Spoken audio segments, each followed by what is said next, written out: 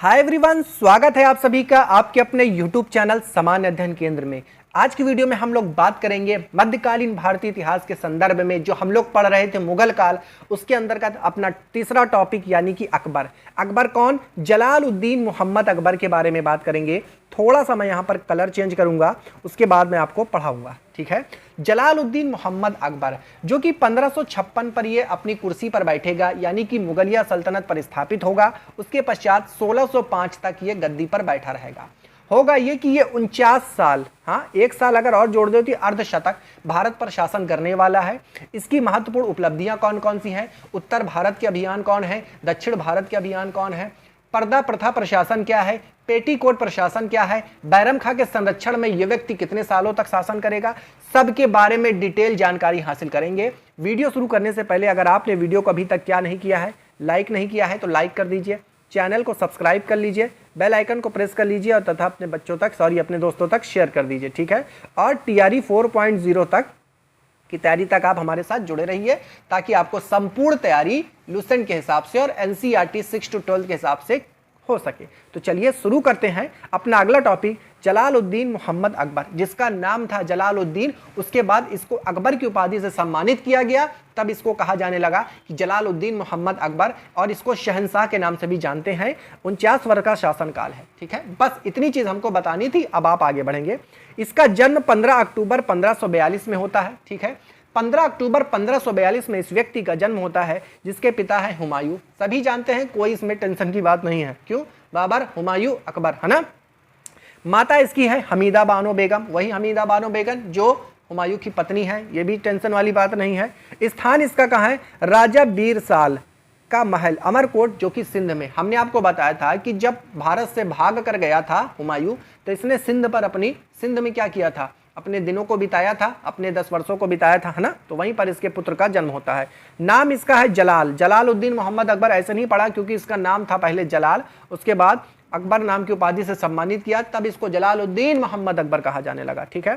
शिक्षक इसका यानी जो टीचर है वो अब्दुल लतीफ है। बस इतनी चीज आपको जाननी थी, इसके बाद कुछ नहीं जानना है। आगे बढ़ेंगे। हुमायूं के मृत्यु के समय अकबर कहाँ था? अकबर कालानौर जो था पंजाब में था, कालानौर पंजाब वाले इलाके में था। 14 फरवरी 1556 में क्या होता है? इसका राज्याभिषेक होता है। कालानौर में ईंट के सिंहासन पर इसका राज्याभिषेक हुआ। 13 वर्ष 4 वर्ष का था। देखिए 13 वर्ष और 4 माह के व्यक्ति में ये मुगल सम्राट बनता है। देख लीजिए कितनी बड़ी उपलब्धि है, हाँ। और आज के लोग क्या होता है, पूरी जिंदगी निकल जाती है, कोई सम्राट नहीं बन पाता, ठीक। बनने वाले बन भी जाते हैं, तो खैर इसकी टेंशन नहीं लेना है, हम लोग को आगे बढ़ना है। संरक्षक व वजीर बैरम खां, जिसको खाने खाना की उपाधि से सम्मानित किया गया था, इसका वजीर है, इसका संरक्षक है। बोल सकते हैं कि सम्राट के रूप में अकबर है, लेकिन जो शासन संचालन का काम कर रहा है वो कौन कर रहा है? बैरम खां कर रहा है। इतना आपको ध्यान रखना है, ठीक। 14 फरवरी 1556 में इसका राज्याभिषेक होता है कालानौर व पंजाब वाले, कालानौर में ईंट के सिंहासन पर पंजाब वाले इलाके में। बस इतना आपको ध्यान रखना है। इसकी उपाधि कौन की है? जलालुद्दीन मोहम्मद अकबर। हमने आपको बताया बादशाही गाजी, ठीक। अब देखें अकबर का शासन। अकबर का शासन जो था ये 3 भागों में विभाजित है, जिसमें बैरम खां का संरक्षण है, मोहम्मद अंगा जिसको पेटीकोट शासन कहते हैं, और अकबर का स्वयं का शासन। ये बात के बारे में बात करेंगे। बैरम खां का संरक्षण 1556 से लेकर 1560 तक चलेगा, यानी कि 4 वर्ष का। महम अनगा पेटीकोट शासन, ठीक। महम अनगा पेटीकोट शासन, यानी कि जिसमें उसकी माता बड़ी अम्मा बोल सकते हैं, उसकी बड़ी अम्मा, हाँ, उसका बड़ा भाई, उसकी भाभी, बड़ी भाई की जो पत्नी है, इन सभी के संरक्षण में भी शासन होगा। और अकबर का जो खाली शासन स्वयं का शासन हुआ 1562 से लेकर 1605 तक होगा, ठीक है। इसको 3 भागों में बांट के हम लोग को पढ़ना है। चलिए, बैरम खां का संरक्षण है, यहाँ पर अभी बैरम खां का संरक्षण है। मैंने आपको बताया था कि जब अकबर सम्राट बनता है तो वो 13 वर्ष 4 माह का है। अब 13 वर्ष का बालक क्या ही संपूर्ण मुगल साम्राज्य को चला पाएगा? तो बैरम खां, देखिए बैरम खां कौन है? शिया मतावली, शिया संबंधित से है। देखिए जो आपका अकबर है ये सुन्नी संप्रदाय से है, बैरम खां शिया संप्रदाय से है। 1556 से लेकर 1560 तक अकबर का ये संरक्षण रहेगा, ठीक है। वह बदख्शा का निवासी था। निवासी कहाँ का था? बदख्शा का था। उसे प्यार से खानी बाबा कहा जाता था, ठीक। बैरम खां को प्यार से खानी बाबा कहा जाता था। उपाधि खान बाबा, इसको हुमायूं के नाम से कहा, हुमायूं ने इसको खान बाबा की उपाधि दी। खान खाना इसको अकबर की उपाधि दी। लेकिन एक बात है, मुगल सल्तनत में अकबर के समय का सबसे वफादार नौकर बोल सकते हैं, वजीर बोल सकते हैं, एक प्रकार का संरक्षक बोलते हैं। इसने किसी भी तरीके से शासन के साथ, ना ही अपने सम्राट के साथ किसी से कोई गद्दारी नहीं की। इसका अगर आप इतिहास पढ़ेंगे बड़ी किताबों में, तब आपको इसकी सच्चाई के बारे में पता चलेगा कि ये किस तरीके से मुगलिया सल्तनत का वफादार एक प्रकार का वजीर था। ठीक है, बैरम खां, इसने वफादारी के साथ अपने फर्ज को निभाया, इसके लिए इसको एक लाइक तो बनता है। ठीक है, चलिए आगे बढ़ेंगे। प्रमुख कार्य इस व्यक्ति के कौन थे? देखिए, पानीपत के द्वितीय युद्ध जो हेमू के साथ हुआ था, पानीपत की प्रथम लड़ाई कब हुई थी आपको पता है? 1526 में, और पानीपत की द्वितीय लड़ाई हुई थी हेमू के साथ। हेमू को इसने युद्ध में हरा दिया था।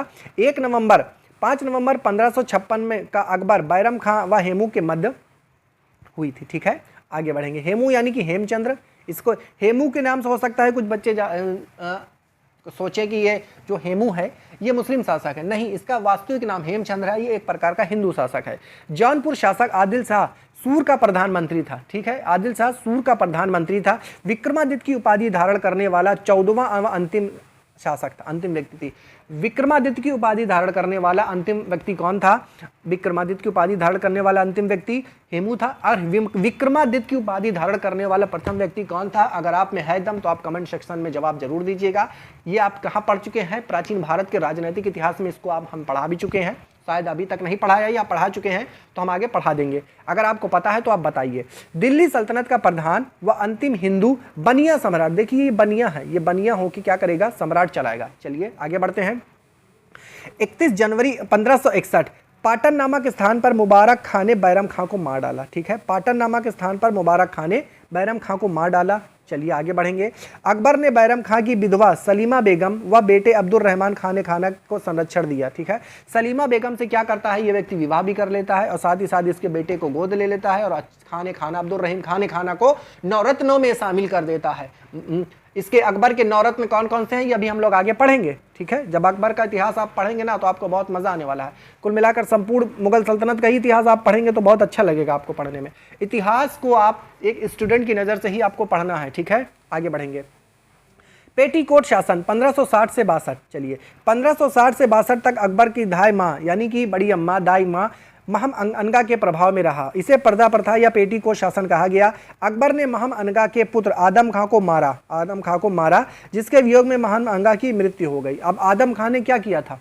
कुछ गलत काम किया ही होगा तभी तो उसको मारा। हाँ, शासन को छीनने के चक्कर में है। ठीक है, अब संरक्षण देने का मतलब ये नहीं कि तुम पूरा शासन ही छीन लो ना, ये तो गलत बात हो गई। ठीक, परिणाम क्या हुआ? 1562 में अकबर के ने हरम दल में स्वयं को पूर्णतः मुक्त कर दिया। ठीक है, अब अकबर अब 1562 में मुक्त हो गया है। अब जो भी कार्य करेगा अकबर स्वयं से करेगा। जरा इन लोगों को देख लीजिए, आपने कभी ना कभी इनको तो कहीं ना देखा होगा ना। हाँ, जोधा अकबर टीवी सीरियल कुछ याद आया? वही है, यहाँ पे बताया गया है। चलिए, अकबर का शासन 1562 से लेकर 1605 में ये व्यक्ति शासन करेगा। अकबर का साम्राज्य विस्तार कैसे रहेगा वही सब हमको देखना है। देखिए, उत्तर भारत में कुछ स्थिति अलग है और दक्षिण भारत में कुछ स्थिति अलग है। ये देखिए, ये आपको चित्रों के माध्यम से समझ लेना है। अब आपको बताते हैं अलग अलग कि किस उत्तर भारत में कब कहाँ कैसे किया, दक्षिण भारत में कब कहाँ कैसे किया। चलिए देखिए, उत्तर भारत के अभियान 1561 में मालवा अभियान किया, बाज बहादुर वसे आजम खां। 1562 में क्या करता है? आमेर अभियान करता है, भारमल बिहारी मल जिसको कहते हैं। 1564 में गंडकटंगा गोडवाडा रानी दुर्गावती वर्सेस आसफ खान।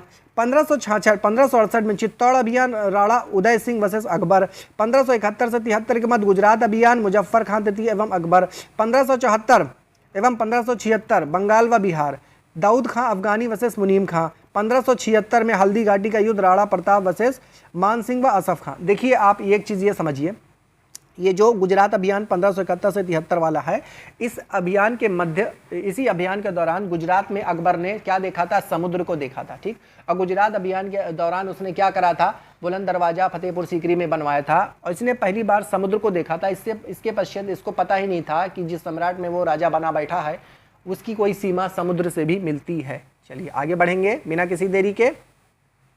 दक्षिण भारत के अभियान खान देश अली खां के नेतृत्व में 1561 में स्वच्छता से स्वाधीनता विश्वविकारी। दौलताबाद चांद बीबी 1599 मुराद अब्दुल रहीम खान खाना अबुल फजल एवं अकबर। अहमदनगर बहादुर शाह चांद बीबी 1600 ईस्वी में। अली असीरगढ़ मीरन बहादुर 1601 में। अकबर या अकबर का अंतिम अभियान था असीरगढ़ का। देखिए, आप जब अभियानों की दृष्टि से अगर सल्तनत काल में और मुगल काल में मिले तो उत्तर भारत में देखिए, अलाउद्दीन खिलजी के बारे में आप पढ़ते हैं कि उसके उत्तर भारत के अभियान को हम लोग अलग देखते हैं, दक्षिण भारत के अभियान को अलग देखते हैं। इसी तरह हम लोग मुगल काल में अकबर, जो सम्राट अकबर है, इसके उत्तर भारत के अभियान को अलग देखते हैं एवं दक्षिण भारत के अभियान को अलग देखते हैं। ठीक है, इसी तरह आगे बढ़ेंगे। आगे प्रमुख अभियान इसके कौन से हैं? चलिए, अब अभी तक तो एक सीरियल में देख लिया, अब हम लोग इसके प्रमुख अभियान को भी देख लेते हैं। मालवा अभियान, मालवा शासक बाज बहादुर बनाम आजम खां के मध्य, ठीक, 1561-62। मालवा शासक बाज बहादुर और रानी रूपमती के काल में मांडू संगीत का केंद्र बन गया। आमेर, जयपुर की संधि, है ना। आमेर के शासक भारमल ने बिना युद्ध किए अकबर की स्वाधीनता स्वीकार कर ली। पुत्र हरखाबाई जोधाबाई मरियम उज जमानी से अकबर का विवाह कर दिया। भगवान दास व पौत्र मानसिंह को उच्च पद दे दिया। 1562 में ही अकबर ने आमेर स्थित दरगाह के दर्शन के लिए गया। गोंडवाना अभियान या गंगकटक्का अभियान, गंगकटक्का राज्य के संस्थापक अमन दास के पुत्र दलपत शाह का विवाह चंदेल शासक कीरत सिंह ने पुत्री दुर्गावती से विवाह हुआ। राजधानी इसकी कहाँ थी? चौरागढ़ थी, ठीक। पुत्र वीर नारायण का संरक्षिका। इलाहाबाद के गवर्नर आसफ खान ने क्या कर दिया? यहाँ पर आक्रमण कर दिया। आगे बढ़ेंगे। मेवाड़ या चित्तौड़ अभियान 1567-68। राणा उदय सिंह बनाम अकबर। राणा उदय सिंह के दो सेना नायक जयमल और फत्ता सिंह की ने बहादुरी से लड़ाई लड़ी, जिसके सम्मान में अकबर ने इनकी क्या कर दी? आगरा में मूर्ति बनवाई। 18 जून 1576 में मेवाड़ शासक महाराणा प्रताप व तथा अकबर, मानसिंह व आसफ खां के मध्य हल्दी घाटी का युद्ध हुआ। हल्दी घाटी के युद्ध के समय कुंभलगढ़ राणा प्रताप की राजधानी थी। महाराणा प्रताप की मृत्यु 19 जनवरी 1597 में हुई। हल्दी घाटी के युद्ध के बाद राणा प्रताप ने डूरंगपुर के निकट चावड़न में नई राजधानी बनाई। महाराणा प्रताप के घोड़े का नाम चेतक एवं हाथी का नाम राम प्रसाद था, ठीक। ये सब आपने महाराणा प्रताप के बारे में पढ़ा है। जब आप राजस्थान का इतिहास पढ़ेंगे तो वहाँ महाराणा प्रताप के बारे में बहुत अच्छे से पढ़ेंगे। चलिए आगे बढ़ते हैं। गुजरात अभियान, मुजफ्फर खां तृतीय बनाम अकबर। कैम्बे गुजरात में पुर्तगाली से मिला और पहली बार इसने क्या किया? समुद्र देखा। मैंने आपको बताया था कि पहली बार गुजरात में ये क्या करेगा? अकबर समुद्र को देखा। गुजरात अभियान को इतिहासकार स्मिथ ने सर्वाधिक द्रुतगामी कहा। आगरा में फतेहपुर सीकरी में इसने क्या किया था? बुलंद दरवाजा बनाया था। अहमदनगर अभियान, बीजापुर के शासक आदिल शाह प्रथम की विधवा चांद बीबी बनाम अकबर। मराठा संघर्ष यहाँ पर क्या हो जाता है? प्रारंभ हो जाता है। आगे बढ़ेंगे। अकबर की आर्थिक नीतियां, देखिए अकबर वाला चैप्टर क्या है? थोड़ा बड़ा है ना, इसलिए पूरा चैप्टर हम लोग पढ़ेंगे। उदारवादी धार्मिक नीति, युद्ध बंदियों को दास बनाने की प्रथा पर रोक लगा दी। 1564 में तीर्थ यात्रा व जजिया कर इसने समाप्त कर दी। बहुत महत्वपूर्ण क्वेश्चन है, पूछा जाएगा कि अकबर ने तीर्थ यात्रा कर एवं जजिया कर कब समाप्त किया? 1564 में। 1575 में धार्मिक चर्चा हेतु क्या किया इसने? इबादत खाना फतेहपुर सीकरी की स्थापना कर दी। इबादत खाने की स्थापना धार्मिक चर्चा करने के लिए 1565 में की। ये दो डेट्स आपको याद रखना है। कौन कौन सी याद रखना है? 1564 तीर्थ यात्रा कर बंद कर दिया, जजिया कर बंद कर दिया एवं इबादत खाने की स्थापना 1575 में। प्रारंभ सिर्फ इस्लाम से हुआ, लेकिन बाद में सभी धर्मों को इसने क्या कर दिया? शामिल किया। 1578 में सभी धर्मों को शामिल किया। प्रमुख संत जैनाचार्य हरिविजय सूरी, अकबर जगत गुरु, ठीक है। जैन विचार हरिविजय सूरी प्रमुख इसके संत थे। चलिए आगे बढ़ेंगे। 1579 में 79 में मजहर की घोषणा कर दी। 1582 में दीन इलाही की इसने शुरुआत कर दी। प्रधान पुरोहित अकबर था। प्रथम व अंतिम हिंदू बीरबल महेश दास था। 1583 में इलाही संवत का आरंभ। स्मिथ ने इसे अकबर को पूर्णता मूर्ख कहा। स्मिथ ने इसने अकबर की पूर्णता मूर्ख कहा। जब देखिए इसका आप इतिहास पढ़ेंगे ना बहुत गहराई से, तो होता यह है कि एक व्यक्ति था, आई थिंक उसका मुझे नाम नहीं मालूम, उसने अकबर को चप्पल उठा लिया था मारने के लिए। ऐसी बातें उसने करवाई थी या करी गई थी लोगों के द्वारा। तो गुस्सा किस पे आएगी? सबसे ज़्यादा अकबर पर ही आएगी, क्योंकि वही सम्राट है, वही सब कुछ करवा रहा है। चलिए आगे बढ़ेंगे। अकबर का प्रशासन, ठीक। प्रमुख सुल्तान हुमायूं, अकबर जनता का शासन। देखिए हुमायूं का जो शासन था वो कुरान के अनुसार था, मतलब कुल मिलाकर बोल सकते हैं कुरान हदीस के अनुसार, शरीयत के अनुसार था। लेकिन अकबर का जो प्रशासन था वो जनता का शासन था, जनता के अनुसार शासन था। प्रमुख अधिकारी वकील मुतलक प्रधानमंत्री था। दीवान वजीरात कुल बैरम खां की शक्ति को कम करने हेतु अकबर द्वारा दीवान या वजीर शासन, वित्त मंत्री प्रमुख दीवान राजा टोडरमल, ख्वाजा शाह मंसूर, ठीक। इसके प्रमुख दीवान थे राजा टोडरमल, ख्वाजा शाह मंसूर, ठीक। टोडरमल कौन थे? राजस्व अधिकारी थे, राजस्व मंत्री थे, ये सब जानते हैं। इन्हीं के बारे में बहुत डिटेल से आगे आपको मिलने वाला है। मीर बख्शी सैन्य विभाग, बरखत पत्र पर हस्ताक्षर करने के बाद सैन्य वेतन, प्रांतों में वकिया नवीस के से संपर्क, मीर ए समा घरेलू विभाग, लगानहीन भूमि, मदद मास सयूर गाल, सदर ए सुदूर धार्मिक विभाग। ये सभी विभाग हैं, आपको देखना है थोड़ा। मीर बख्शी कौन सा है? शहर विभाग है। मीर ए समा घरेलू विभाग है। सदर ए सुदूर क्या है? धार्मिक विभाग है। देखिए सारे विभाग आप लगभग सारे के सारे विभाग दिल्ली सल्तनत में आप फिरोज शाह तुगलक के समय पढ़ चुके हैं। हाँ, इसमें कोई टेंशन की बात नहीं है। भू राजस्व प्रणाली, आय का प्रमुख स्रोत राजस्व था, माल वाजिब था। ठीक, अकबर जब्ती प्रणाली इसने शुरुआत की, भूमि जब्ती प्रणाली के माध्यम से भूमि का मापन था। इसमें इसने क्या कर दिया? सुधार किया। दहसाला टोडरमल प्रणाली को लागू किया। 10 साल के दौरान अलग अलग फसलों की उपजों और उनकी कीमतों का हिसाब होगा। राजस्व 1/3 होगा। मापन इलाही गज होगा। और दक्षिण में मुर्शीद कुली खान द्वारा, दक्षिण में यही चीज़ क्या करी जाएगी? मुर्शीद कुली खान के द्वारा लगाई जाएगी। आगे बढ़ेंगे। भूमि पोलज, प्रत्येक वर्ष खेती की जाने वाली भूमि को पोलज कहते हैं। परत, 1 वर्ष तक खेती की ना की जाती है उसे प्रति भूमि कहते हैं। चाचर, 2 से 3 वर्ष खेती ना की जाती है उसे चाचर कहते हैं। बंजर, 5 वर्ष से अधिक खेती ना की गई उसे बंजर कहते हैं। ठीक, आगे बढ़ेंगे। यहाँ पर विभिन्न प्रकार के किसान, पाही कास्ट, ये दूसरे गाँव में जाकर कृषि कार्य करते थे। खुद कास्ट, ये किसान उसी गाँव में भूमि पर खेती करते थे जहाँ के वे निवासी थे। मुजारे, मुदकास्ट कृषकों से भूमि किराए पर लेकर कृषि का कार्य किया करते थे। बस थोड़ा थोड़ा आपको देख लेना है। मनसबदारी प्रथा क्या है? ये देखिए, शासन चल रहा है यहाँ पर, अकबर बैठे हैं, वहाँ दरबारी खड़े हैं। प्रेरणा, इसकी प्रेरणा कहाँ से आई? चंगेज खां से आई। भारत में प्रारंभ इसका अकबर किया। मनसबदारी प्रथा का प्रारंभ भारत में किसने किया? अकबर ने किया। ठीक, मनसब क्या है? एक प्रकार का पद है। विशेषता दशमलव प्रणाली पर आधारित थी। सुल्तान द्वारा मनसब की नियुक्ति की जाती थी। मुगल सम्राट, ठीक, मुगल सम्राट इसकी नियुक्ति करता था। मीर बैक्सी जो कि सैन्य प्रधान मनसबों की सूची तैयार करता था। दीवान यानी कि वेतन और जागीर का आवंटन करता था। ये चीज आपको समझनी है थोड़ा सा। आगे बढ़ेंगे। मनसबदार, जात पद, वेतन व औहद, सवार पद, सैनिक उत्तरदायी। ठीक, जात पद कौन लेगा? जात पद के अनुसार, जात पद के द्वारा वेतन व औहदा तय किया जाता था। सवार पद सैनिक उत्तरदायित्व के लिए होता था। मनसबदार का वेतन नगद भी होता था, भू राजस्व भी होता था। नगद प्लस भू राजस्व दोनों होता था। वंशानुगत नहीं था। चेहरा व दाग प्रणाली की जाती थी। यहाँ पर चेहरा व दाग प्रणाली की जाती थी, लेकिन यह मनसानुगत नहीं था। मनसबदारियों की संख्या अकबर में के समय 250, जहांगीर के समय 300, शाहजहां के समय 600, औरंगजेब के समय 700। सर्वाधिक मनसबदार, सर्वाधिक हिंदू एवं बेजागिरी। देखिए सर्वाधिक जो मनसबदार थे वो औरंगजेब के समय थे, और सर्वाधिक मनसबदार सर्वाधिक हिंदू भी थे, मुस्लिम नहीं थे वहां पे। बेजागिरी। ठीक है। परिवर्तन, जहांगीर 2 अस्पा सिंह अस्पा का नीति लगाई। ठीक है, परिवर्तन क्या हुआ? जहांगीर ने 2 अस्पा सिंह अस्पा लगाई। जात में वृद्धि के लिए बिना वेतन में वृद्धि, जात में वृद्धि किए बिना वेतन में वृद्धि कर दी थी इस व्यक्ति ने। आगे बढ़ेंगे। शाहजहां, वेतन की माहवारी प्रणाली इसने लगाई, और सुविधाओं में इसने क्या कर दी? कमी कर दी।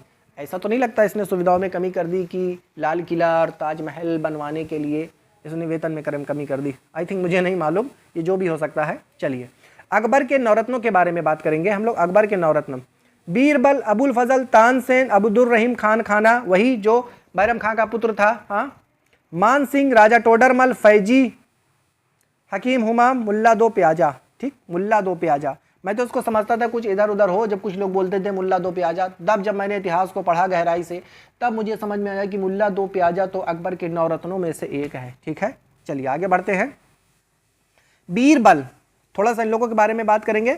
बीरबल, इसका जन्म 1528 ईस्वी में कालपी में एक ब्राह्मण परिवार में हुआ था। ये बचपन के नाम में महेश दास था, बचपन में इसका नाम महेश दास था। यूसुफ जाइयों के विरोध को दबाने के दौरान बीरबल की क्या हो गई? हत्या हो गई। अबुल फजल यह सूफी शेख मुबारक के पुत्र थे, जिनका जन्म 1550 ईस्वी में हुआ था। अकबरनामा व आईने अकबरी ग्रंथों की इसने क्या कर दी थी? रचना कर दी थी। आगे बढ़ेंगे। तानसेन, सम्राट तानसेन की स्मारक कहाँ है? ग्वालियर में है, जो कि है बेहट गांव नामक स्थान में है। संगीत सम्राट तानसेन का जन्म 1506 ईस्वी में ग्वालियर में हुआ।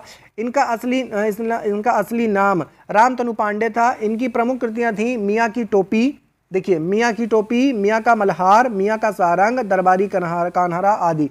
तानसेन को संगीत सम्राट कहा जाता था। अकबर ने इन्हें कंठा भरणवाड़ी विलास की उपाधि से सम्मानित किया था। देखिए ये गाने बजाने का काम इनका होता था, तो कंठा भरणवाली विलास की जो उपाधि है वो तानसेन को ही दी जाएगी ना। अब्दुर रहीम खान खाना, ये बैरम खां के पुत्र थे। उन्होंने तुर्की में लिखे बाबरनामा का फारसी में अनुवाद किया। इन्हें खान खाना की उपाधि से भी सम्मानित किया गया। मान सिंह, यह आमेर के राजा भारमल के पौत्र तथा भगवान दास के पुत्र थे। इन्होंने अकबर के साम्राज्य में महत्वपूर्ण विस्तार किया। राजा टोडरमल, इनकी प्रसिद्धि का प्रमुख कारण इनके द्वारा किए गए भूमि सुधार थे। दीवाने अशरफ के पद पर रहकर इन्होंने भूमि सुधार किया। फैजी, यह अबुल फजल के बड़े भाई थे। उन्होंने महाभारत एवं श्रीमद् भागवत का, गीता का फारसी में क्या कर दिया, अनुवाद कर दिया। हकीम हुमाम, यह अकबर के विश्वास पात्र थे।